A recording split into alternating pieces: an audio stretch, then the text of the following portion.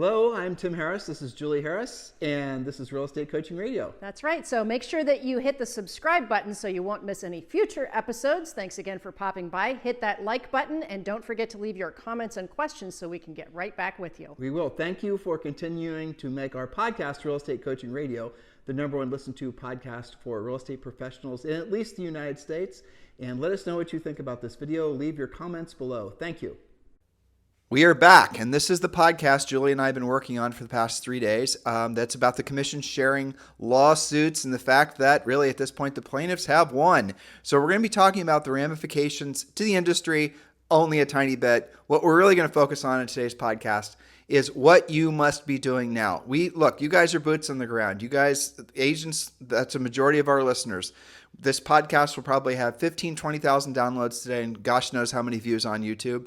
99.9% of the people that are listening and watching are real estate agents. And you guys want to know, how's this going to affect me, my business, my lifestyle, my ability to pay my bills? Well, we're going to go through all of that on today's podcast. We're going to run probably longer than a half hour because Julie has prepared a ton of notes. And speaking of notes, the notes for today's podcast are mostly down below. Some of the notes we have we're using from different websites as Julie and I present. But the notes are there. So you can scroll down at any time if you're on iTunes and Spotify and Stitcher and all the other dozens of places where this podcast lives, and of course on YouTube. Just scroll down, look at the notes, and when you're there, take a moment to join Premier Coaching. It's the next natural step for all of you. Guys, listen, you all know this, and if you don't know this, and I'm the first one to tell you, please listen carefully. Everything in real estate has changed.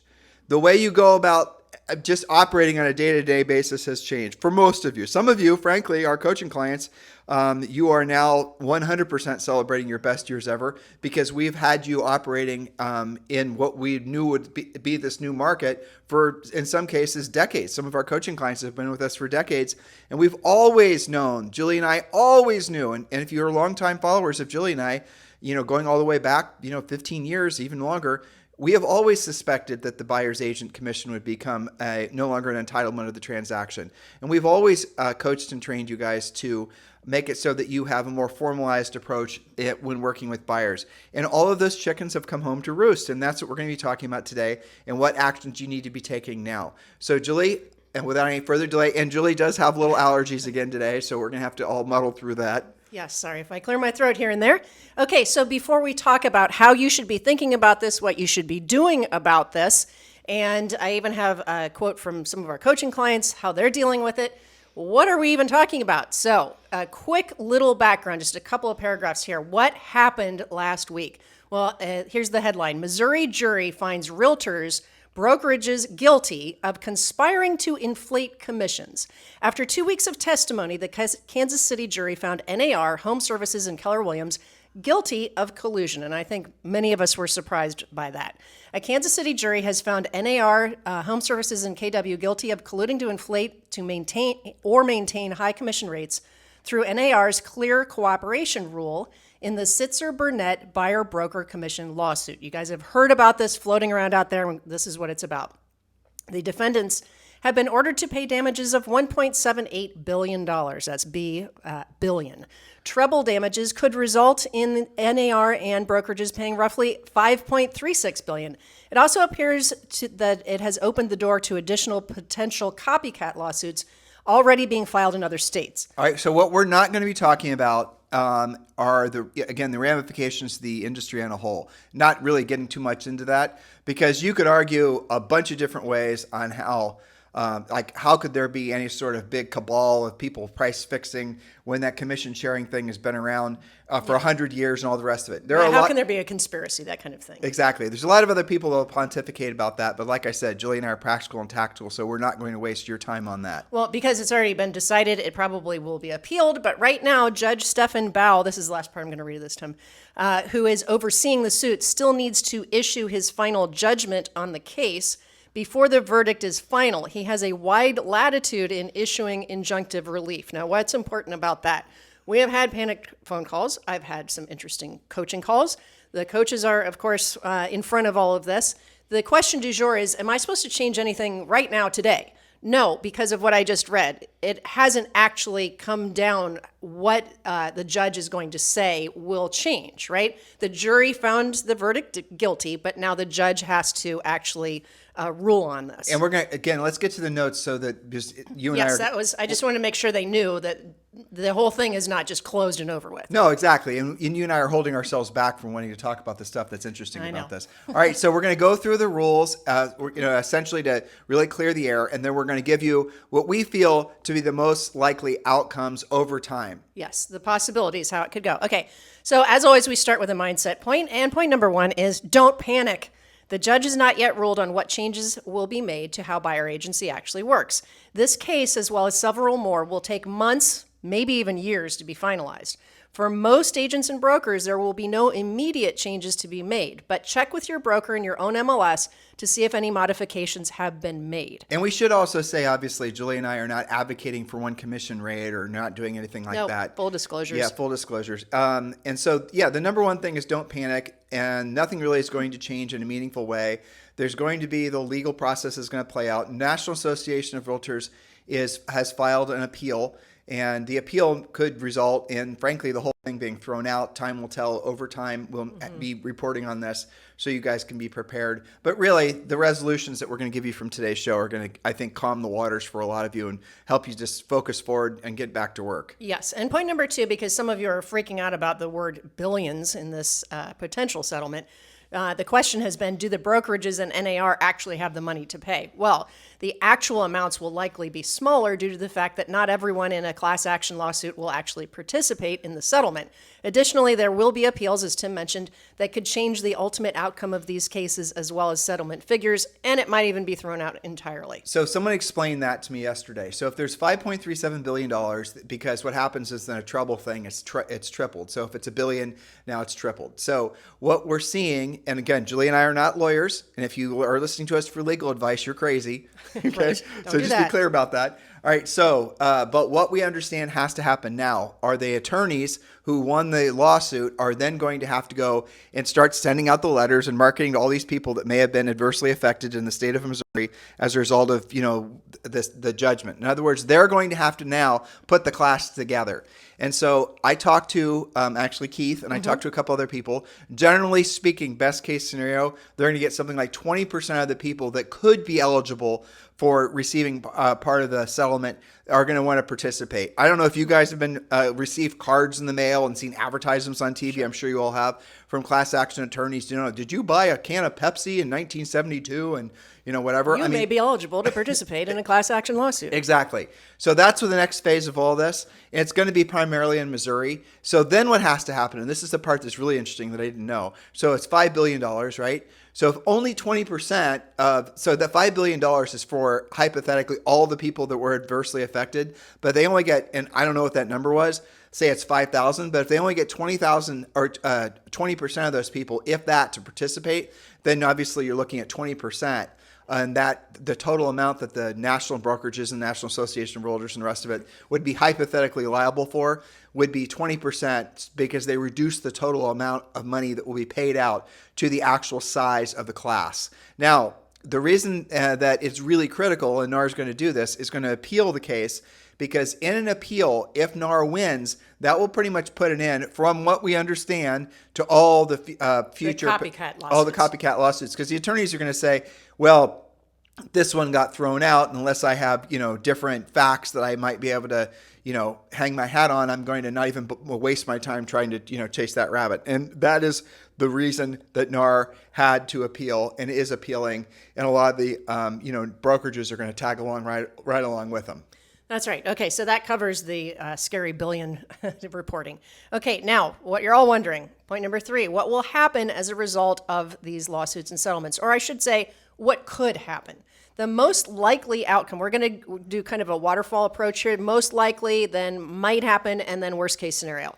And then we'll talk about what we think is probably going to happen. The most likely outcome, the listing contract will change to be more transparent.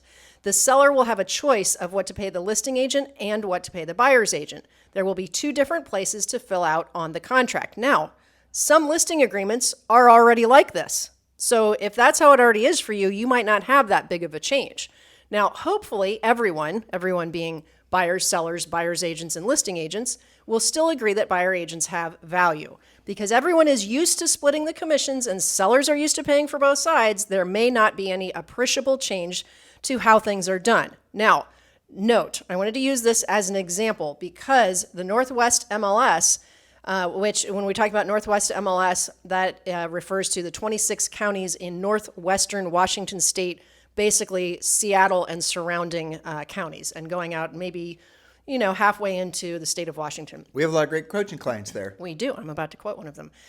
In fact, in July of 2022, so quite some time ago, the Northwest MLS did exactly what we just mentioned. It made it very clear that sellers had flexibility in how much commission they would offer to buyers' agents.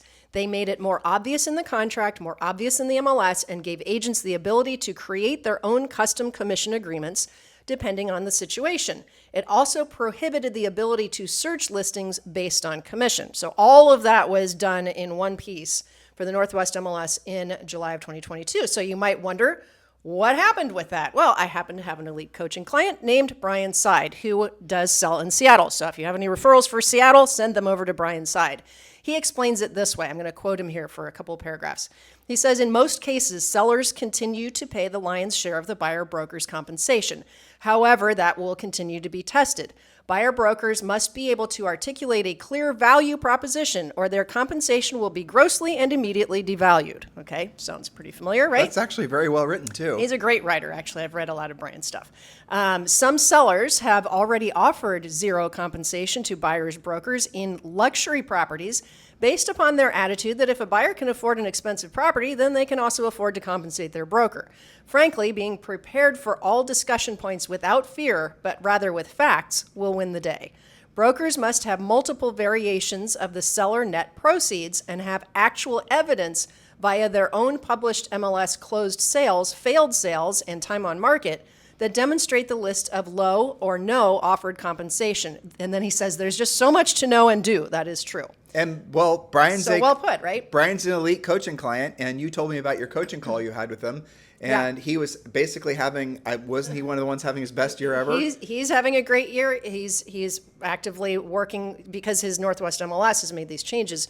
He's updating his pre-listing package. I also had great calls with Tammy in Northern Virginia, one of my broker clients. She's like, I have no fear of this because her comment to me was, much like Brian, they're used to using buyer presentations. They're used to getting the brokers, agents, our coaching clients, okay? They've been doing this for years, okay? Right. So Tammy was like, I don't think I'm going to have to change anything. And so I had a two-stage approach on coaching calls. One is making sure that, in most cases I already know if I am their coach, that they are using their buyer presentation, but also that they're remembering to close for the exclusive buyer representation at the end, and they're fearless about it. So circling the wagons, what Julie is saying, and this is what all of you guys should be doing, whether you're coaching clients of ours or not, you'd be crazy not to because we've already done the heavy lifting for you, is that your approach to working with buyers is going to have to move away from being primarily a social thing. And I don't take that the wrong way. All I'm trying to say is you haven't had to have a formal presentation. You haven't, to Brian's point, had to explain to the buyer what your unique selling proposition was. 99% of you have never used an exclusive buyer agency form before. You've never provided the buyer with net sheets. You've never actually taken your service level, your presentation level, your sales skills to the same level as, for example, a listing agent would. Well, guess what? Now you have to. And in Premier Coaching, we've already done it for you. There's a complete buyer presentation in there, complete buyer pre-qualification script in there. All the things are done. All you have to do is use the things. And those things have been in place as part of our coaching program for almost 20 years. So Julie and I have been there, done that, and coached many, many agents to do that. We did that when we sold real estate. All of our buyers agents, and we had 7 of them at the time, they had to have the buyer agency contract signed, the state required agency form. They had to have an exclusive buyer agency contract signed, and they had to have the net sheet signed. The buyer came in, the buyer got this nice presentation. The buyer, at the end of the nice presentation, the next natural step after a great presentation is obviously they're going to sign the contract, and that's the way it worked. And if they didn't sign the contract, that buyer agent had some options, one of which was not to work with the buyer. That's called being a professional. And that's how you should have been doing it for years. This is why I was thrilled from our coaching calls right after this happened, both from the coaches reporting as well as my own elite coaching calls like Brian and Tammy. because they're like, yeah, what's the big deal? Because they're already prepared, okay? Now, I also wanted to bring up something that John Solomon, another coaching client in the Panhandle of Florida, told me. He said that after this went down and there was all this agent chatter online, he decided to go to an agent meeting and just kind of hover. Now, he already has a buyer presentation. Of course, like all of our coaching clients, he's ready to rumble. He was just going there to see what was going on in their heads, right? And he said, you will not believe what the discussion was. He said that not only did they not have a buyer presentation, they weren't even having the required basic agency conversation. And one of the agents was essentially bragging about the fact that they made it to the closing table and their buyer sat down and said, well, how much do I owe you? How does this go? At the closing table. So this is not something that is super radical. I think that it's the catalyst is this lawsuit discussion. You guys should have been doing this the whole time anyway. Now you're really going to have to do it if you expect to be paid. And I'll give you some Well, examples. but just for the record, guys, if you the commission thing has been the way it is, a buyer's agent and a listing agent going back 100 years. But buyer's agency, exclusive buyer's agency, became a thing in 1996. I think that's actually when it became the national, through the 96. National, right? Yep. 96. So that's how long this has all been around. So since 96, there have been people that have been trying to get the industry to formalize their approach working with buyers. Now, I realize this is going to absolutely eviscerate a lot of agents' businesses, the low-skilled agents who've been buying their business. That's right. You and I on our walk this morning, we were doing some calculations. If you're an agent and you have, if you calculate all and you're buying your leads, if you're a team and you've got buyer agents and you're buying leads from Zillow Flex or something like that, and you back all your costs out, your buyer's agents are going to make basically nothing. They're making what, 25% or less now? 10,000 comes in, 2,500 goes to the buyer's agent. That's usually how it works on most teams. Well, now that the buyer's agent has to learn to sell to the buyer why they actually are deserving of the $10,000 commission in the first place, how many of those buyer's agents are going to actually take the time to learn that skill set? That's where the rubber meets the road. That's where the real problems are going to be and challenges are going to be for the industry. And Julie, I will let you get back to your notes. Yes. Okay. So what we just talked about was basically best case scenario. We changed the forms a little bit. There's more transparency, and you have to be a bit more specific in your presentation. I'll say best case scenario is that NAR wins the appeal. Then it gets thrown out. Yeah. And then it gets thrown out, and all the other lawsuits basically don't even go anywhere because of the appeal. And I personally think, and no one hold me to this, no one, Sure. but I think that's what's going to happen. I hope so. I think either it's going to get completely thrown out or it's going to get essentially trimmed back. Because I won't get into bloviating about my opinions, but at the end of the day, it doesn't matter because the agents have to deal with what the agents have to deal with. Well, that's my conclusion as well, is that all that being said, even if it does get greatly trimmed back or thrown out, I think that the press that this happened has caused brokerages and MLSs and boards of realtors to look at their forms and make it more transparent so we don't have to go do all this over again in a few years. You and I, look, I'm looking forward to you getting into how the commission's actually going to be paid because you and I had a lot of fun thinking through that. Yeah. So let's proceed. Let's get right back. Okay, so that was one scenario. Another possible outcome, not as great for realtors, the contract changes and the sellers decide that they might not want to pay the buyer side commission at all, pay a smaller percentage, or pay a flat fee. Now, Brian alluded to some of that in the quote that he gave me about some of his higher end sellers already saying, I'm not going to even chip in to the buyer side because, they ought to be able to pay it. So that could happen at a different scale. Now, this would be a major pivot and potential disruption. It might not happen uniformly throughout the country. Some markets might stick to the old model, like mostly the Northwest MLS has, but some might also be more fluid. This could create a situation where we have a mixture of anywhere from 0% or $0 buyer side co-op on up to the traditional 2 to 3%, or maybe a flat fee in some cases. Now, you mentioned the injunction that the judge has yet to basically lay down. Now, what we've heard, we've read this, is that one of the, some people are saying worst case scenario is the... I'm going to get to that. Oh, you are? I'm not going to... That's next. Okay, good. All right. So this is the middle scenario. All right. Don't work ahead. You'll confuse me. Sorry. Okay. So this, what I just read, where we do have transparency, just like the first example, but maybe your market, factions of your market, decide they are not down with paying buyer side commissions or consistently that way. So this creates several questions and issues. A, buyers will have to pay for their representation out of pocket or might have to pay out of pocket versus having it baked into the price and paid by the seller. Also, Little point B, buyer's agents will have to use a buyer presentation, we were just talking about that, which ideally results in a signed exclusive buyer agency agreement where the buyer agrees to cover the buyer side commission if it's not paid by the seller, or a portion of it if it's not all covered by the seller. There will probably be new forms to fill out and attach to the purchase offer where the buyer is requesting commissions to be covered by the seller. Buyers may ask for buyer commissions to be paid as a seller's concession.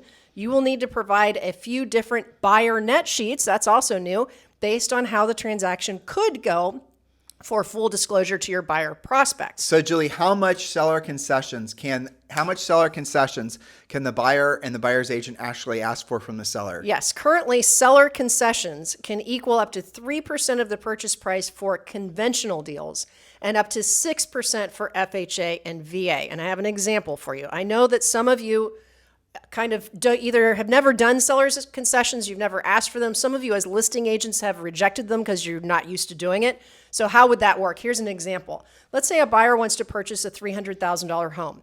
They ask for 3% seller's concessions to pay their buyer agent. They offer $309,000, so the seller pays the commission and the seller still gets full list price. See how we did that? 3 times 3 is 9. That's 3%. We put it on the top. Thus, we got to 309. Assuming the buyer's agent commission is 3%, we're not suggesting it be 3%. It's just an example. It's an example. You and your buyer agent can adjust accordingly. Exactly. Maybe it was a flat fee of $5,000, so you make it 305. But the home has to be appraised for, let's say in our case, 309. But this has not usually been a problem in a market where homes are still appreciating more than, say, 3% a year. It won't, however, work if that same buyer needs that $9,000 towards closing costs, because seller's concessions, the allowable of 3% on conventional, 6% on FHA, that's for any kind of closing cost. Buyer side commission, it could be closing costs, it could be buying down a rate, it could be paying for homeowner's insurance, whatever. And in some cases, I could see that being mixed if the buyer needs some dollars for closing and maybe wants to pay their buyer agent a little something. Well, it could be argued that already factored into the value of real estate are all the buyer agent commissions. It could be argued that this has been already happening just in a maybe less, I think, onersome way, that the buyer's agent's commissions have always... Now, if there's all of a sudden, the law of the land is there's no more buyer agent commissions, does that mean every property coming for sale will automatically be priced 3% less? Of course not. Okay, hover on that thought, because I guarantee you there's going to be some TikToks out there. For sure. Where agents are going to be jumping around saying, because of this, we're going to have a 3% immediate price deflation. No. And my counter to that is two things. For sale by owners, do they automatically give a 3% discount or whatever, choose your percent? Do builders automatically discount that? No. So I don't believe that that's going to happen. Again, we're not going to talk about our opinions on the lawsuit, but it is fascinating if you consider if you're selling your house and you're paying both sides of the commission, but then you're going to buy your next house, and let's say in most cases it's going to be more expensive than your previous one, that seller is paying your buyer side commission. So really at the end of the day, it kind of all washes. It's just a pass-through, basically. It's just a pass-through. Yeah. It all washes out. Now, FHFA may make it so buyers can finance the buyer side commission into the mortgage.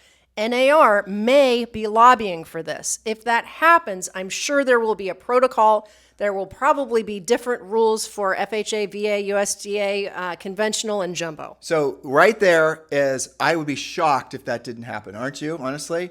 I would be. There's a line of thinking that the FHFA may not be down with buyers essentially paying interest if it's baked into the loan.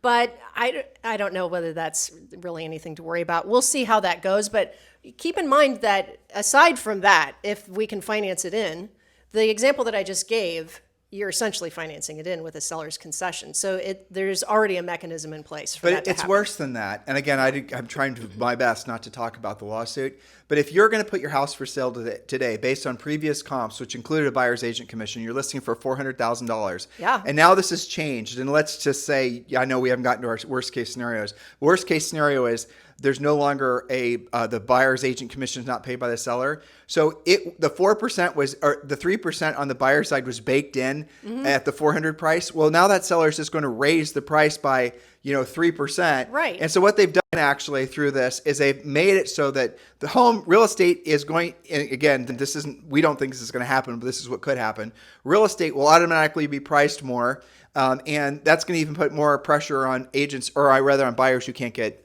financing. On down payments and whatnot. Well, that's right. And it also, what you just mentioned, I hadn't even thought about it from an appraisal standpoint. Yeah. Like, what are you going to go research every single comp to see whether there was buyer agent commission in it? But Jules, getting back to the FA thing, that's where they could probably, be a little bit more flexible, is knowing that the appraisal might have to come in maybe, 2.5% higher than really what it would have otherwise been. And they'll have to factor for that. But we're in a long-term inflationary cycle, as you and I have been, It's probably fine. It's more than fine. Okay. So other things questions that this creates. Some buyers will simply be unrepresented because they can't or won't agree to the risk of having to pay their buyer side commission themselves. This will potentially put them at a disadvantage in finding inventory, negotiating, choosing the right lenders, home inspectors, and so on. It will also cause you to potentially have fewer buyers that you're working with. Well, let me just pile on to that one, because I don't think you have in your notes talking about what we talked about a little bit yesterday, that companies, brokerages like EXP and other national brokerages, they're just going to, in a lot of cases, if, again, we're playing out different scenarios, just trying to educate you guys. Remember the first point that Julie said to you, nothing changes for now, okay? A little more transparency, but it's fine. Right. So you're going to see, hypothetically, a lot of, a disentanglement from the local MLSs from the National Association of Realtors. I don't think that's a great idea. Julie and I have seen over the last 3 decades the importance of the National Association of Realtors, especially has in DC. So frankly, we want the National Association of Realtors to be strong because they have done a fantastic job protecting homeowners' rights and protecting our industry. That is always going to be our stance on that. Now, I agree completely. Yeah, 100%. So with that, and it's, so with that said, what you might see are companies like EXP, and let's move the word might and say this is what you're going to see. They're going to essentially form their own national MLSs. It's not going to be called an MLS, where EXP agents are going to put their listings, and EXP agents are then going to have access to sell those listings to their buyers, and whatever the commission is on top of that, since they're not members of the National Association of Realtors.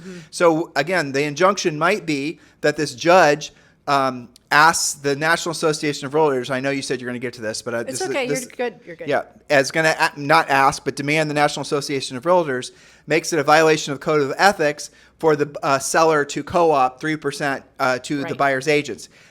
Worst case scenario, that actually might be a change in the National Association of Realtors, meaning that that's going to then be passed down through the MLSs and all the rest of it. So at that point, and look, you've already seen Redfin, they no longer are a part of National Association of Realtors. If that creates all kinds of problems inside a brokerage model, right? So you're going to possibly see big brokerages decide to not necessarily require their agents be members of National Association of Realtors anymore because of the fact that they don't want to have to, regulate all that stuff. And forcing their agents to follow that particular rule. Who knows is the point. But all these are different scenarios. And as this stuff evolves over the next 2 or 3 years through this appeals process, Julie and I will, of course, give you the updated, the fluff-free information as we can. Yes. Okay. So FHA, VA, first-time buyers, and buyers with smaller down payments will naturally be more likely to go unrepresented due to just not having the funds to cover their down payment, closing costs, out-of-pocket expenses, and a buyer's agent. Again, I would go back to asking for it from sellers' concessions, but some of them won't want to take that risk. Buyers may see and appreciate your value, especially if you do an actual presentation, but might not be able to afford you. Affordability is already a major issue between accelerated home prices and higher mortgage interest rates. Now you're going to add an additional expense, and some buyers are simply just not going to have the funds. Well, this goes back to slightly, deviating, but this is an important point. This goes back to the flawed buying buyer leads business model. Absolutely. And if you're Zillow, I have no idea what your plan B is. No. Because you've just essentially, your customer base of people buying leads, that's going to shrink. It is. It has to. It has to. Okay. Now, there could also be, this is something that I'm going to watch very closely. There could be a movement towards a flat fee on the buyer side of, say, $1,500, $2,500, $5,000, maybe more expensive. Buyers agents need to make money, and buyers need representation. So these fees may be collectible up front by the buyer's agent, similar to an attorney's retainer fee. Again, new forms will probably be required if it goes that direction, and that just may become one option. I think that's kind of a good in-between option. Say for a first-time buyer that doesn't have a lot of funds, they say, hey, I would love for you to represent me. I totally value you, but I just don't have X amount of dollars to risk. But I'll tell you what, I'll pay a $1,500 flat fee. In my opinion, there's zero chance that'll happen in mass because I don't think it'd be in mass for sure. and that'll be here. Think about the costs that'll be associated against that. So you bring your $5,000 check back to your broker. Yep. Your errors and omissions insurance, your broker split. If you're on a team, your team split. You're still making nothing. Maybe that you're making less than nothing. You're paying to actually work with that buyer. Yeah, but I think that the flat fee, not very high fee, might be something that the less skilled agents run up the flagpole because they're going to try and make something, and that's an easier conversation than the other ones, okay? Now, some upper end buyers may also opt to be unrepresented because of the sheer cost of a typical 2 to 3% commission. The $500,000 buyer has to pay a $15,000 for representation. Will they really do that? Would paying a real estate attorney to represent them be cheaper? Will they go just directly to the listing agent? Okay, now here's where we're going to pivot for a second. Well, hold on. Yeah. Yes, the answer is yes, they will.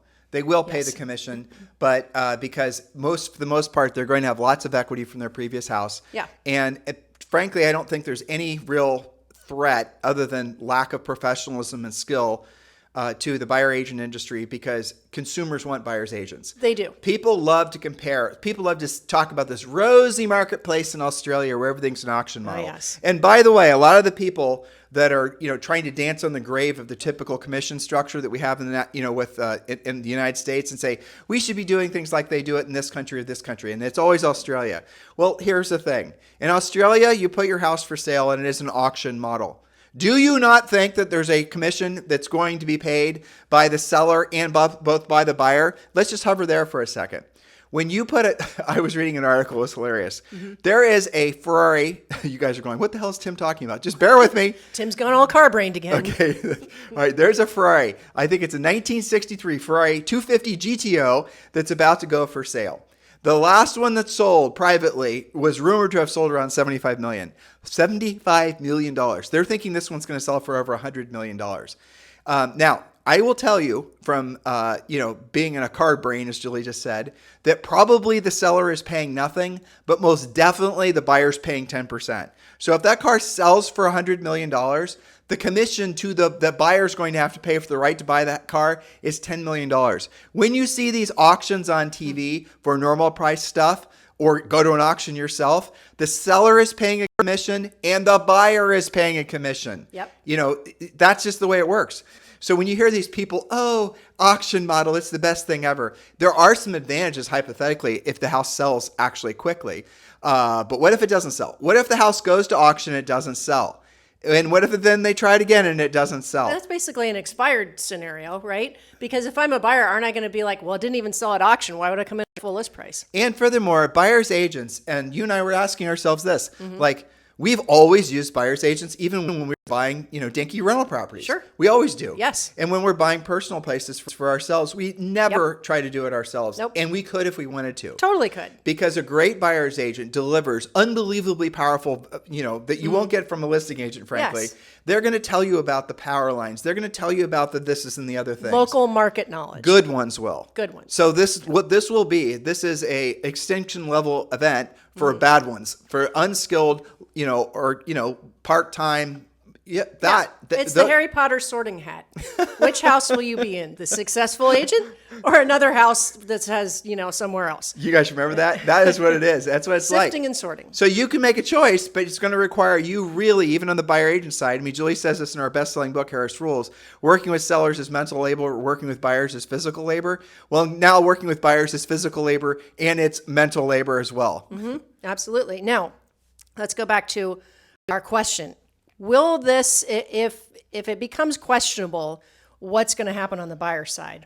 Will some buyers simply go directly to the listing agent? Well, yes, of course. The easy button move for buyers would be to go directly to the listing agent, and that will create a whole new set of questions and concerns. Notably, dual agency will be affected because that gets messed with. I'm not going to go down that rabbit hole. It could be eliminated altogether and already has been by some brokerages. So I don't even know if that's a rabbit hole. That's something far worse. That's worse. Well, we're going to stay out of that hole. Didn't we just hear yesterday that we're on we listened to hours of podcasts preparing all these points because there's so much BS.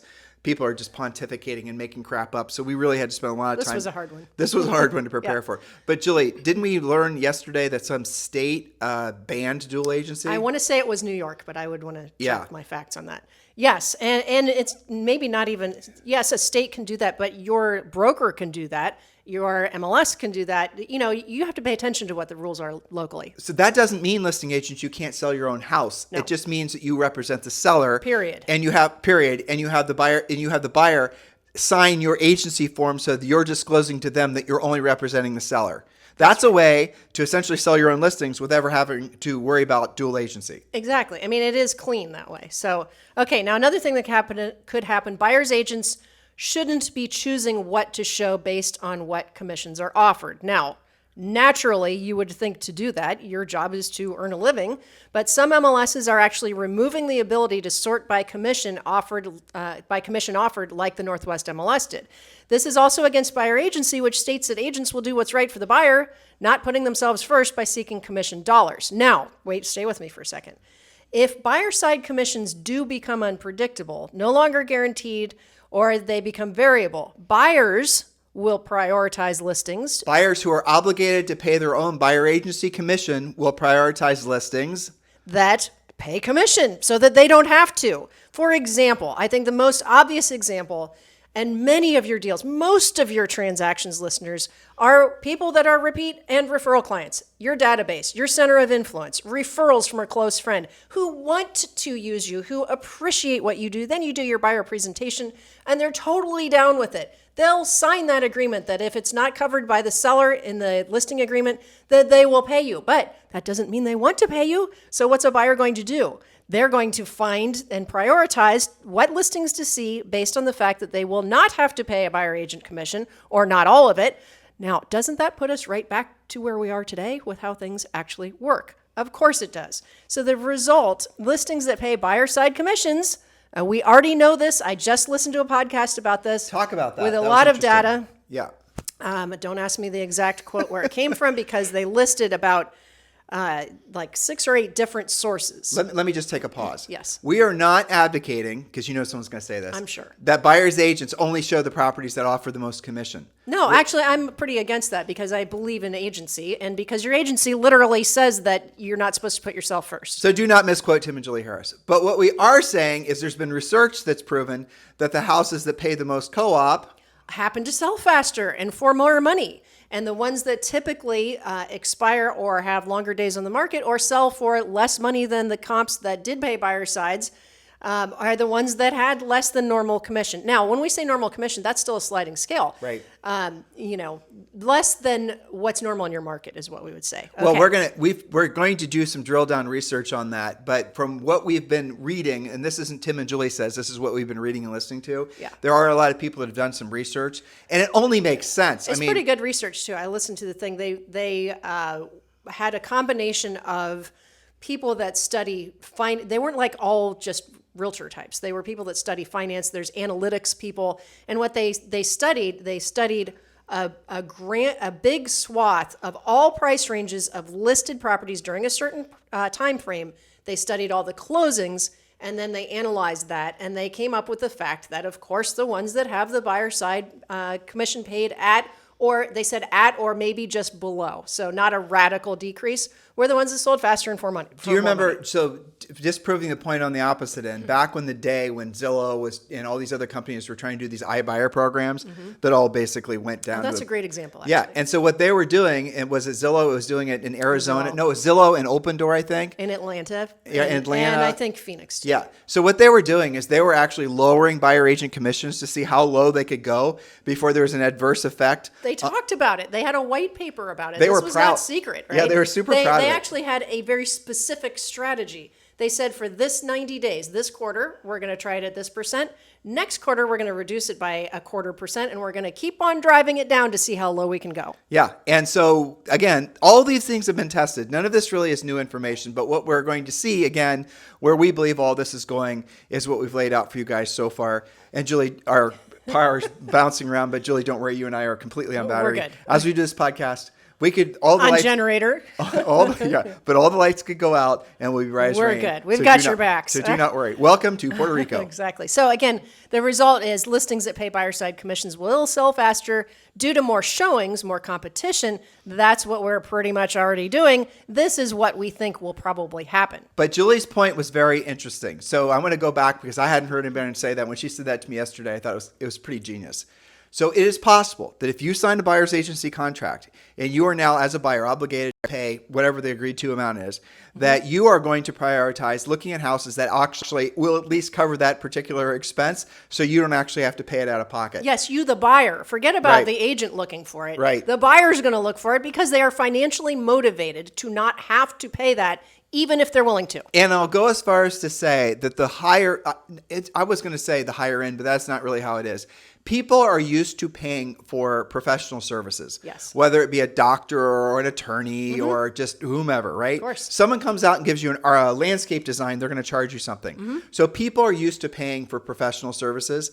It is an unusual deal. I mean, can you think of anything else, any other industry, agents where the seller was, or whom you're buying the product from, ends up paying the commission? I mean, mortgages work that way too, honestly. Sure. I mean, mortgage brokers get their money from whoever they put them, Yep. So there are some exceptions, but not really. So this is going to, again, this is going to be something that's going to force agents into two buckets. One, they're going to try to make the old way work, and they're going to be low skilled, and they're going to just basically base their, ability to sell real estate to buyers based on, relationships and everything. And as that starts to change, as the rules start to change, as the commission levels start to drop, those people are going to needlessly suffer. And the rest of you, the smart ones out there, which is all of our listeners, or you wouldn't be listening, you are going to professionalize your approach. If you have a real estate team, if you have a real estate brokerage, you absolutely positively make these pivots now. Start training up your folks to understand this is how you actually work with buyers going forward. And even if the worst case scenario plays out, that all of a sudden there's some sort of national rule where there can't be any more buyer's agency, that doesn't mean the FHFA isn't going to make it so that there can be a separate form where the buyer is asking the seller to pay the buyer's agent commission, and that then can be financed or paid out of pocket. So these things will all be worked through. The essence of the lawsuit was about essentially the jury believed, the plaintiff's attorney did a great job making the jury believe, that there was some coercion or some, as I said, anti-competitiveness that was going on that tricked the seller in essence into paying a co-op commission. And we're telling you how this is all going to work out, but how all this is going to work out is how it's already worked out in many markets already. It's how you should be doing it anyway. Correct. Period. Okay. So buyer agency will continue to exist because consumers want it. We know this because it's been market tested for decades, probably over 100 years. Buyers need representation, not just to negotiate on their behalf, but to find the right house in the first place. You guys know this from our whole lack of inventory woes, to understand different mortgage products and to deal with home inspections, appraisals, and closing details. You know how much more that's going to be valid as more of these national brokerages start essentially having their own private MLSs? Totally. What you just said, well, that gives a huge advantage to those of you that are with huge brokerages like eXp Realty, because you're going to have access to listings that other people aren't. That is going to naturally give you a more another huge USP. It is a unique selling proposition to that prospective buyer. You guys get it? This is the most clear path forward. By the way, yes, Julie and I are proudly associated with eXp Realty. And if you'd like to take the next natural step in your real estate career, whether you're a new agent or a seasoned grizzled veteran agent, we would love the opportunity to sponsor you at eXp Realty. And we've made your path forward very simple. First of all, you can scroll down and there's a link if you want to learn more about Julie and I's eXp Realty group and why thousands of agents are joining with us every single year. Or if you're ready to land the plane and actually join eXp Realty, again, we'd love the opportunity to earn the right to be your sponsor. Just text me on my real cell phone, 512-758-0206, 512-758-0206. And just let me know that you would like to have the EXP conversation with me. And I personally will follow up with you. And do not call, please do text, 512-758-0206. So will the need for buyer agents increase or decrease? Well, ask yourselves, is real estate becoming easier or more complicated to understand? There are way more intricate market nuances than ever before. People, of course, will need agents now more than ever, but you'll also have to prove to them not just why they would want to sign with you, but why you versus somebody else or versus going unrepresented. Okay, point number 4, and now we're in the dark. What should you do now? What are the action steps? This was the question du jour on this week's coaching calls. Okay, so point A, be the listing agent as frequently as possible. The listing agent always wins. Buyers will potentially go directly to the listing agent in some cases, and you can only sell the home once, so you'll end up with more leads this way. But that really is is a good true bottom line. Yes. If all roads lead to being the listing agent. you and I were actually at a big EXP meeting here in Puerto Rico. What was it, 2 years ago? Yep. And we were amongst a group of the top, folks at EXP. And we said what you just said. We said basically, because everyone was sort of talking about this and the downward pressures on this and that, the expenses of this and that. And Julie and I stood up and we said, the only way forward, the best way forward, the smartest way forward is to focus all your best energies every single day on being a listing agent. Because when you're a listing agent, not only do you have leverage, but also in this case, you might have all the leverage. I'm thinking of Chuck Williamson. Yes. I think at EXP is our group. Chuck Williamson is either number 1, 2, or 3 as far as income earning individual agents. So he has one unlicensed assistant or something that does TC work for him. Yep. And he's, he earns 7 figures plus per year. Most of his business comes from him being the listing agent. The prospective buyer's calling him directly. Yep. He isn't a dual agent. He's a seller representative. The buyer wants to buy the house. If the buyer wants to be represented, Chuck connects him with an attorney, and then you're off to the races. That's very clean cut. He generates the listing. He does furiously fast lead follow-up. He has been a prototypical coaching client, followed all the rules. I know he's listening today. Chuck, we're very proud of you. Yes, that's right. Yeah, I was thinking of had a conversation with John Walkinshaw up in Canada. Another one of our top EXP agents who are a part of our EXP Realty group. Yes, and he was very confident. Canada kind of sometimes mirrors what we do here.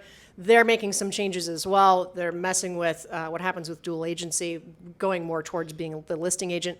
And he said he is very confident because he is, like Chuck, primarily a listing agent. In fact, virtually the only buyers that he works with are repeat and referral or listings that are also buying. Yep. So those of you who are even 50-50 with 50% listings, but certainly those of you who are heavier on the listing side, absolutely are going to have a way easier time navigating all of this because the listing agent always wins. Now, what should you do now? Be the listing agent as frequently as possible. Point B, become comfortable and confident using a buyer presentation that explains agency.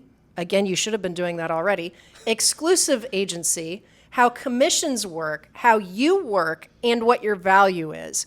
You've got to make this part of your skill set immediately. An actual formalized presentation. Yes. Where you actually are explaining to the buyer exactly what you do and why you're worth them hiring, and potentially. Hiring you. Right, Yeah. exactly. Exactly. Closing for and getting a signature is easy, appropriate, and professional when you use the buyer presentation. The signature on the state-required agency form and the exclusive buyer agency contract where you're obligating yourself to them and they're obligating yourself to you. And by the way, we also give you, as part of our coaching with the buyer agency training part of the modules in Premier Coaching, we also give you some unique selling propositions in addition to what's in the presentation, why that buyer would want to work exclusively with you. And that's, again, you're going to have to start thinking like a listing agent. And, even if you're the listing agent and you're working with a buyer, your seller's becoming a buyer, you're still going to want to follow the formalized process because that is what this industry now is going to require. Even if the laws don't change, even if NAR wins on appeal, the horse has left the stable. Yes. And now there's definitely going to be changes in the way business is done. That's right. And everything we've talked about today folds right into why you'd want to buy a presentation in the first place, to protect yourself, to set expectations, and to decide how you're going to work together. Now, the definition of closing, in this case, closing on a signature on the regular agency plus the exclusive agency, the definition of closing is the logical ending to a great presentation. If a buyer won't sign the agreement after seeing your presentation, find out why, overcome the objection if possible, or refer them to another agent. That's okay. That's how it's supposed to go. Now, last and final point number C on what you should do now. Be flexible, be educated, and pivot as the rules and practices pivot. Offer maximum value on both the listing side and the buyer side. Have your presentations polished and proven. Get help when you need it. Monitor what your broker, your MLS, and your state and local associations are deciding to change. But also be involved in coaching. This is really critical because let's say some of these changes do hit. And maybe we're not so lucky. Maybe they say, you've got to do this and that, and you have to use these forms, and you have to explain it this way. Or maybe there's going to be some sort of sea change. Worst case scenario, no more buyer agency. Well, there's buyer agency, but we're going to call it something else. But the thing that matters is the seller cannot pay the buyer's agent's commission. And that might, that's your worst case scenario. It's going to change how presentations go. What are we going to do as a coaching organization? We're going to upgrade, polish, make accurate, make very professional all of the presentations that all of our coaching clients use. Now, that could be depending on how all this goes. And again, this isn't going to be something that's like happening tomorrow. We have lots of breathing room. We have lots of time to adapt. Don't panic. We gave you the three most likely scenarios. We kind of gave you some scenarios that are in between the three scenarios. And, it's the end result's going to be somewhere in between. So we are going to prepare you. Frankly, I would be surprised if we had to modify our buyer agent content really at all. Possibly not, because it's pretty much set up, as you said at the top of the podcast.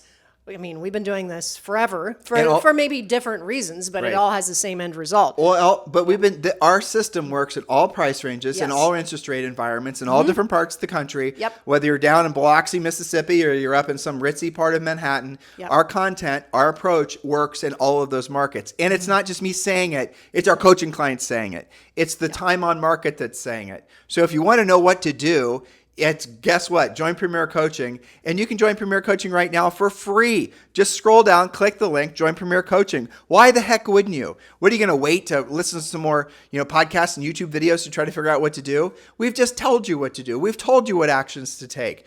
Here's the real, at the end of the day, bottom line. Julie said it, I said it, and I want all of you to internalize this.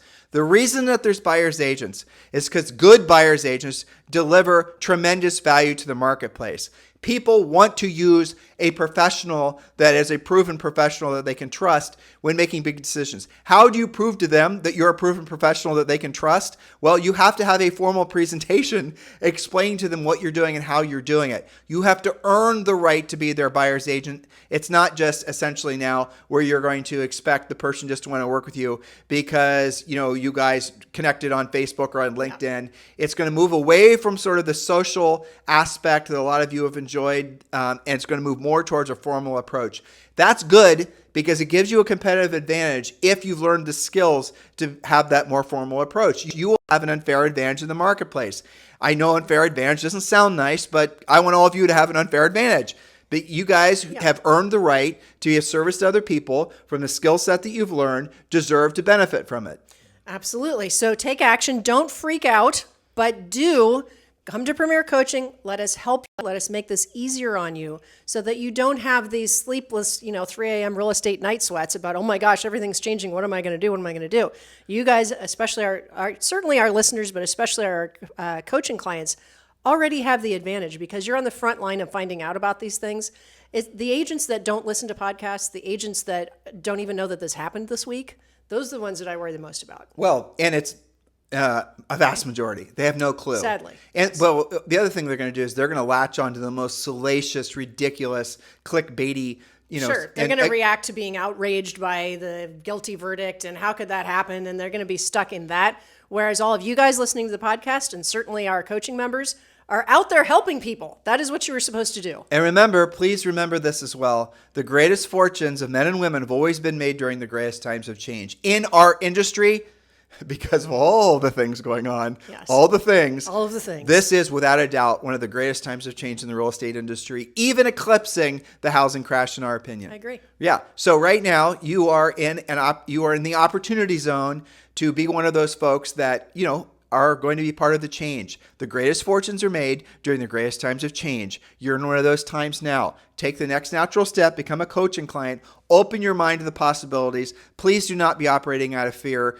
Frankly, fear serves no benefit. If you've been feeling a little bit of fear for the last 48 hours, all right, 48 hours of fearful feeling is over, and let's get back to work. That's right. You guys have a great day. I'll talk to you on the show tomorrow. Hello, thank you for having watched this video. Please remember to subscribe to our YouTube channel.